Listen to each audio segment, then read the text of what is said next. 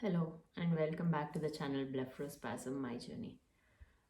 Today I made a list of questions that friends on the channel had been asking, and I cannot give them a one-line answer, and I also thought this might be helpful for others if I make a video and talk about it, elaborate on my answers. And let's get into the questions quickly. So the first question is, I made a list of challenges. I'm starting to train on neuroplasticity, but when I improve on one thing, another thing pops up. How to overcome this and how to deal with this. So one thing that you have to understand here is brain is a monkey. Now the bad thing is it is also drunk. The worst thing is it is out of control because over the past years it's been too stressed in life and it gave up on you, and that's when you're seeing all these symptoms and spasms and all the weird behavior from the brain. So now you're trying to mend it, and you fix one challenge, and because it doesn't want to be controlled and it is fearful, it is throwing up another challenge at you. This is when you must realize you are on the right path. All you need to do is have patience with yourself. Keep a diary and make a list of all the challenges and symptoms that you see every day and the new symptoms that are popping up. This is the time the brain is playing games with you. And after a week or two, it will give up and you will not see any more symptoms. So, when I talk about brain, I also have to mention meditation. Meditation and working on neuroplasticity both together is the best medicine that you can give yourself at this point for the recovery from dystonia. So with meditation you're clearing up the slate, and with neuroplasticity you're building the neural pathways. And I also want to give an example here. When I was working uh, on the meditation and neuroplasticity together, I observed some side effects. So I asked you to do some activities that keep your eyes open for long, right? So one for me was sewing and also table tennis. So I did a lot of these, and apart from these, I found a game on my phone where I used to tap a lot, and it used to keep my eyes open because it was interesting. But this involved a lot of finger movement and taps on the phone, and after a week or so, I observed that involuntarily my and continuously and regularly my finger was moving out of control, and I had no control over it. I was either walking, my finger would be moving involuntary like that, and anything I do, I had this involuntary motion. That's when I understood, okay, my brain is actually now clearing up with the meditation, and I'm actually working on my neuroplasticity exercises for my eyes and my facial muscles. But at the same time, I was also working on building a new pathway for my finger to be tapping, to be in that kind of motion. And that pathway is also built. And now my brain thought that this is a required movement for the body, and uh, it started to wiggle my fingers so badly. So when I realized and I connected the dots there, I immediately stopped playing this game, and in a couple of days, it all went away.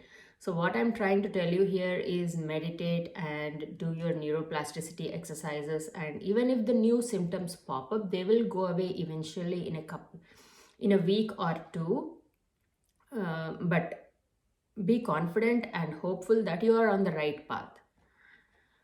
Okay, coming to the second question. My right eye only squeezes, blinks, and closes shut. Muscles above the brows and below are contracting and shut only this eye. The symptoms on the other eye are mild. What to do about this, or what is this thing? So we should all know that our eyes, both the eyes do not work continuously. So they share the responsibility and take turns. So even for me, when I get stressed out a lot and speak a lot and use up all my energy while talking, my left eye closes shut like that. Uh, but because I've practiced a lot of neuroplasticity on if it closes shut, how to open it back, so I can open it back. And so your one eye closing shut is fine. All you need to do is train both the eyes to be together. So even if that closes, close both the eyes and try to open them together. Sometimes you can do exercises like open shut, open shut, open shut, open shut, only one eye, then work on the other eye, keeping the other eye open. If you want to close this eye, just work on close the one eye and open shut, open shut. So you can keep the one eye open and open shut the other eye. You can do your variations. It's your creativity on how many kinds of exercises you can come up with, but keep working on the neuroplasticity exercises and do not ever stop meditation.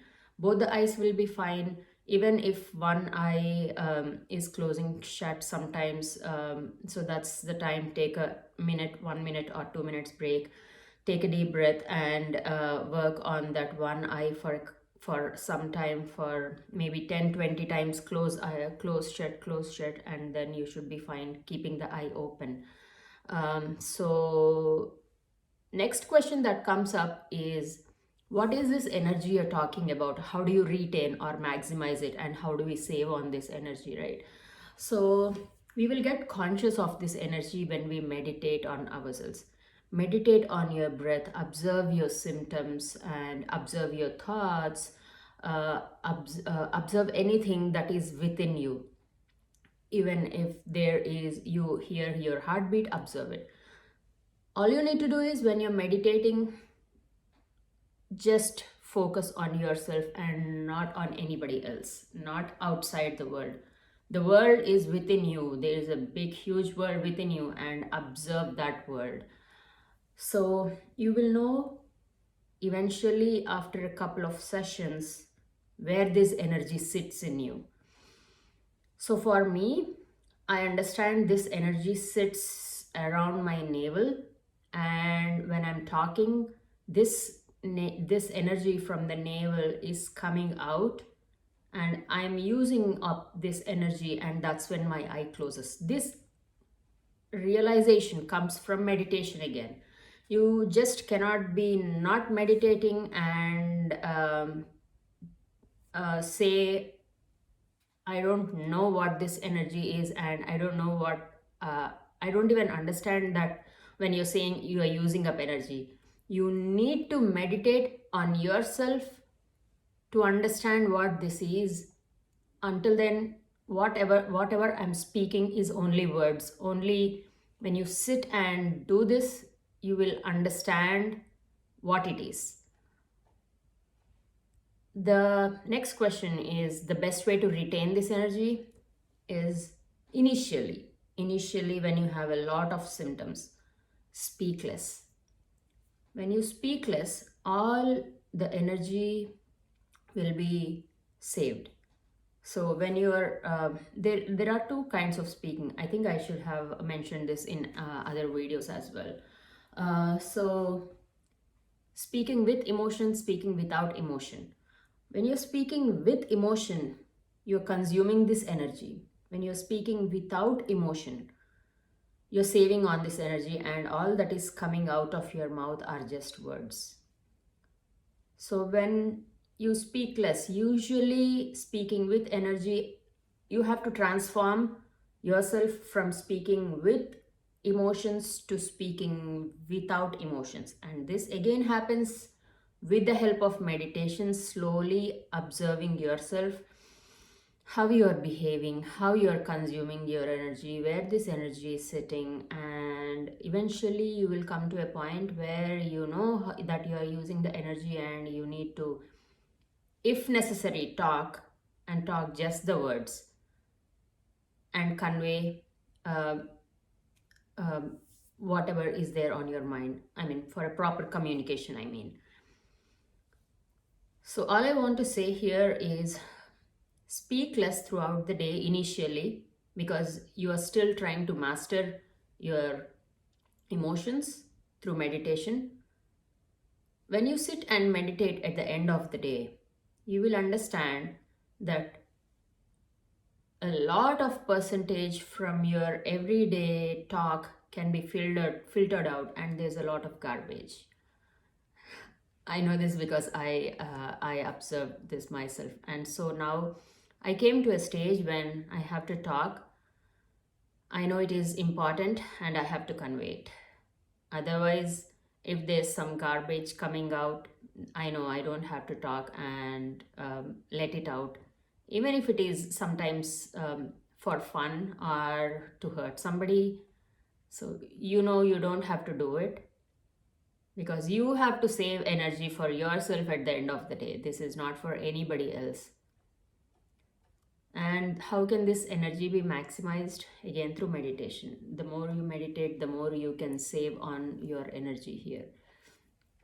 So I would have listed down so many types of things to do during meditation in this video and in all the previous videos. You can go watch all the videos and make a list of them and try to do a different kind of variation of meditation so you don't get bored. Okay, coming to my third question. I have a friend. I feel sad for you.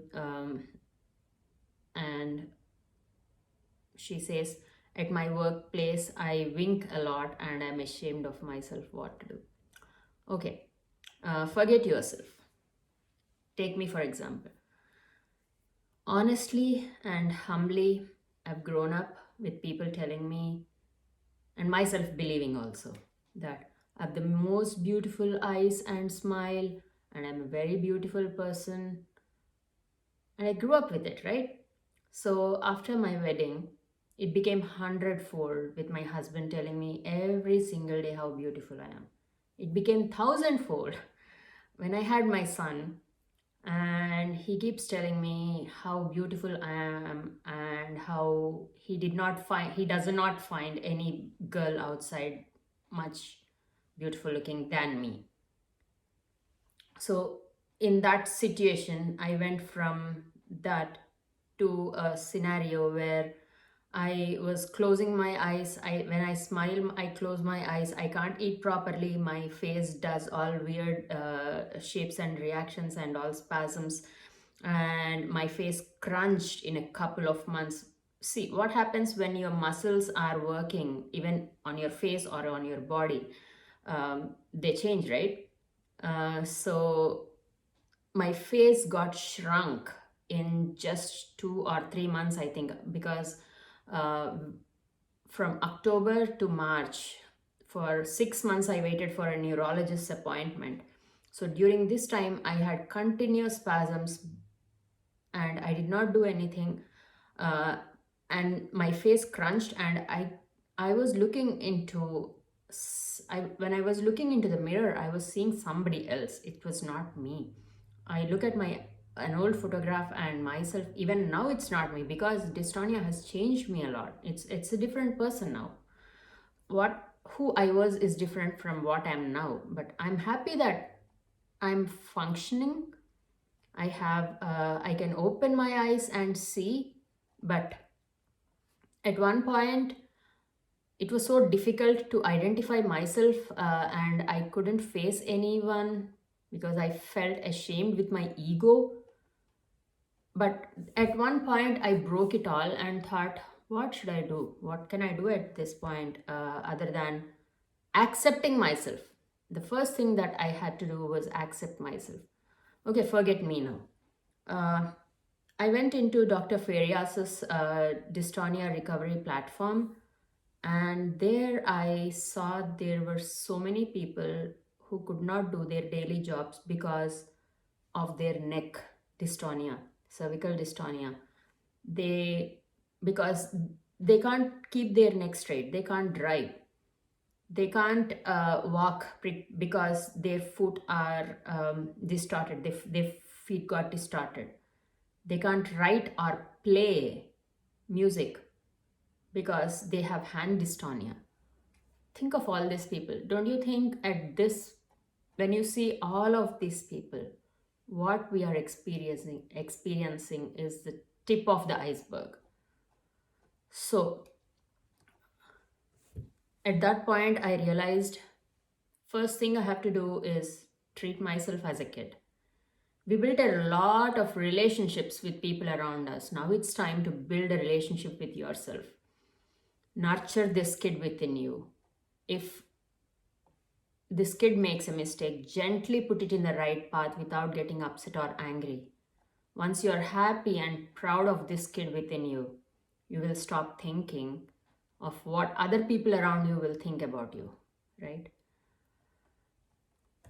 If you really care about these people at your workplace, go up to them and have a conversation with them as to why you are doing this and what is going on with you. If they are really kind enough, they will understand you and they'll be with you in this path. Like I had some good friends, I had my family with me in my hard times. If you want to, feel free to go ahead and share a video on this channel on how what a person goes through. They will understand it. They can, if they are kind enough, they will be with you. And you don't have to you don't have to care about the people who don't understand you. So I hope all these questions, all your questions, I've answered them, and I hope this helps. And I wish you good luck in your recovery path. I'll sign off for now. I'll see you again in another video. Thanks for watching. Bye.